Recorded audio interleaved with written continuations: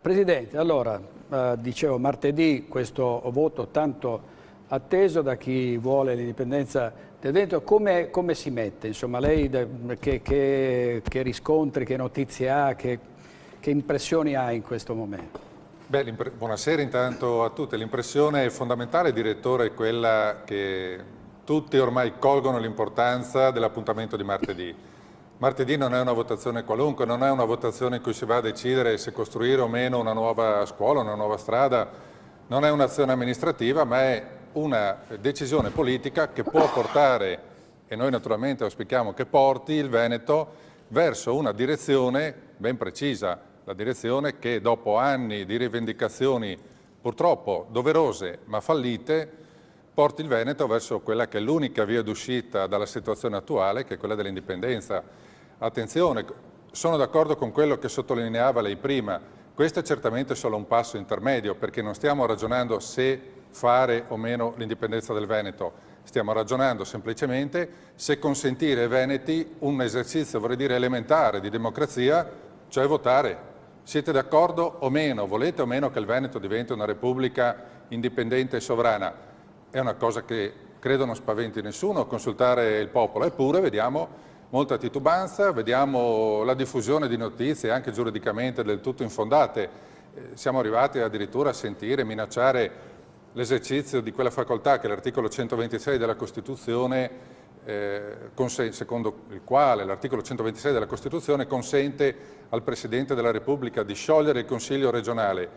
Ma il Consiglio regionale, questo e anche quelle precedenti, hanno votato decine e decine di leggi che poi sono state cassate se non hanno superato il vaglio della Corte Costituzionale e se non supereranno anche questa volta quel vaglio e quello degli organismi internazionali, in particolare la Corte Internazionale di Giustizia. Non vedo perché i consiglieri regionali del Veneto debbano avere questo tipo di preoccupazione. Qualunque legge è sottoposta al vaglio degli organi giurisdizionali.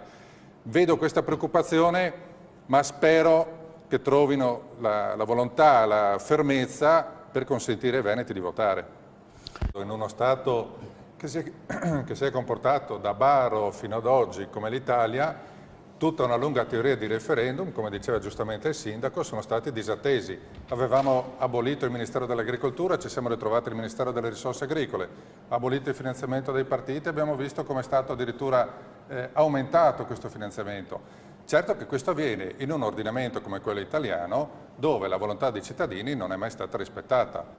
Le soluzioni quali sono? Perché sono 30 anni che sento parlare di soluzioni che vanno dal federalismo al federalismo a geometria variabile, che vanno a una maggiore autonomia. Risultato, dopo 30 anni, siamo onesti intellettualmente, prendiamo atto che la situazione non è risolvibile con gli strumenti attuali. Chiunque governi in Italia, vediamo anche gli SMS, chiunque governi in Italia si trova nella situazione di non avere gli strumenti per modificarla questa situazione. Allora, perché invece di cercare di ristrutturare una casa che non sta più in piedi, un rudere in rovina, non prendiamo un bel terreno vergine e costruiamo una casa nuova con tutti i crismi che ci consentono di dire questa è la miglior casa che oggi possiamo avere a disposizione? No, ma vede, un conto è trovarsi sulla scheda elettorale 10, 15, 20, 24, mi pare fossero le politiche, simboli elettorali, ma su una scheda elettorale dove ciascun cittadino veneto è chiamato a dire sì o no, una scelta secca. C'è qualcuno tra gli opinionisti, lo chiedo al sindaco, lo chiedo al direttore, c'è qualcuno tra gli opinionisti che veramente ritiene che le possibilità di successo del sì siano minime? Credo che tutti gli opinionisti che ho letto, di cui ho sentito parlare, tutte le società che hanno effettuato sondaggi, hanno concluso per una secca e schiacciante vittoria del sì. Massimo Cacciari da ultimo, in una battuta, penso la ricorderete tutti, intervistato in televisione, ha detto a me è inutile far votare i veneti, sappiamo tutti che voterebbero in stragrande maggioranza sì all'indipendenza. Poi c'è chi sostiene che non si debba votare perché il popolo sbaglia, come qualcuno ha detto nel Consiglio regionale scorso del 30 di luglio. Francamente credo che la questione indipendenza, ripeto, sia in questo momento la soluzione che viene proposta ai problemi che tutti avete lamentato e sui quali siamo tutti d'accordo. Chiedo, ma sommessamente, c'è qualcuno che vuole proporci una soluzione diversa? che possa stare in piedi? Una delle grandi obiezioni che spesso ci sentiamo opporre è quella per cui il Veneto sarebbe una realtà piccola, come stava dicendo lei poco fa, non in grado di competere sui mercati internazionali. Teniamo presente che la maggior parte dei paesi dell'Unione Europea hanno una popolazione che va dai 5 ai 10 milioni di abitanti. 5 milioni come il Veneto vuol dire come la Finlandia, come la Danimarca, come l'Irlanda. Non è certo questo il criterio che ci deve condurre a fare una scelta di questo tipo. Qui stiamo ragionando della possibilità del più elementare esercizio di democrazia. Quello che i suoi colleghi di partito, ricordo la discussione del 28 novembre sulla risoluzione 44, hanno bocciato dicendo non si deve far votare il popolo perché il popolo sbaglia. Vi porto l'esempio del processo a Gesù Cristo e agli altri del Consiglio regionale. Volete Gesù o Barabba libero? Barabba. Questa è la prova che il popolo sbaglia. Queste sono le argomentazioni portate da un consigliere regionale contro il referendum, consigliere regionale allora dell'Italia dei Valori. Stiamo ragionando di un esercizio di democrazia. Quanto alle spese, diceva chi si assume la responsabilità, qui stiamo ragionando di trovare, ripeto, le soluzioni per quelle che sono le soluzioni radicali per i problemi del Veneto. Ci vogliono grandi uomini in grado di assumersi la responsabilità di decisioni.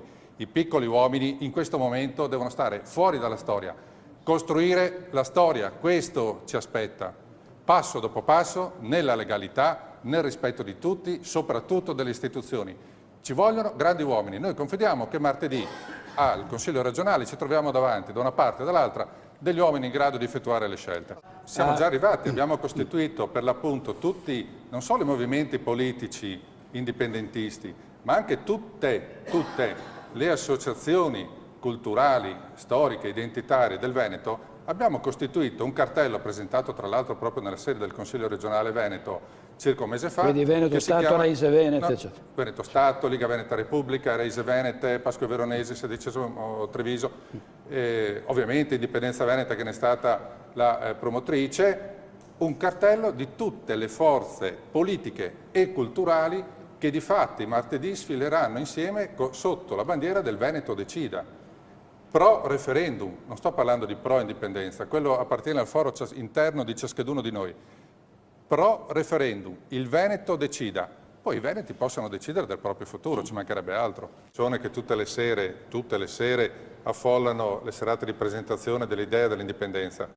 Quello che importa, ripeto, è il coraggio che sapranno tirare fuori i 58 anzi, adesso consiglieri regionali che sono chiamati a decidere di questa cosa, perché il destino di 5 milioni di veneti è nelle mani martedì a Venezia di 58 consiglieri regionali. Secondo lei i consiglieri regionali che saranno indotti o portati o convinti di votare contro si rendono conto di quello che può essere l'effetto di una decisione che riguarda una scelta democratica, un principio democratico che è quello di votare, e le conseguenze di un voto contrario a consentire ai veneti di svolgere questo compito, no? Che è un compito assolutamente democratico, civile e in genere foriero di scelte importanti. Ma credo che certamente si rendano conto della portata del voto che andranno ad esprimere. Nessuno credo che si avvicini a cuor leggero a un appuntamento di questo tipo e lo cogliamo da tantissimi segnali, visto che abbiamo avuto colloqui con tutti, nessuno escluso, i consiglieri regionali che si avvicinano al voto. Quali potrebbero essere le conseguenze di un voto negativo, al quale non voglio nemmeno pensare, perché sono comunque fiducioso, non voglio dire ottimista, ma fiducioso, perché credo che alla fine la ragionevolezza non possa che prevalere. Le eventuali conseguenze di un voto negativo credo che potrebbero essere veramente di difficile apprezzamento e di difficile controllo da parte di tutti, perché in questa strada che è stata indicata, e questa sera dopo 2 ore di dibattito non ne ho ascoltate altre di valide, con la mancanza di alternative potrebbe veramente indurre i veneti a un'ulteriore disperazione difficilmente controllabile. Confido comunque che il voto possa essere favorevole, una presa di coscienza da parte di tutti.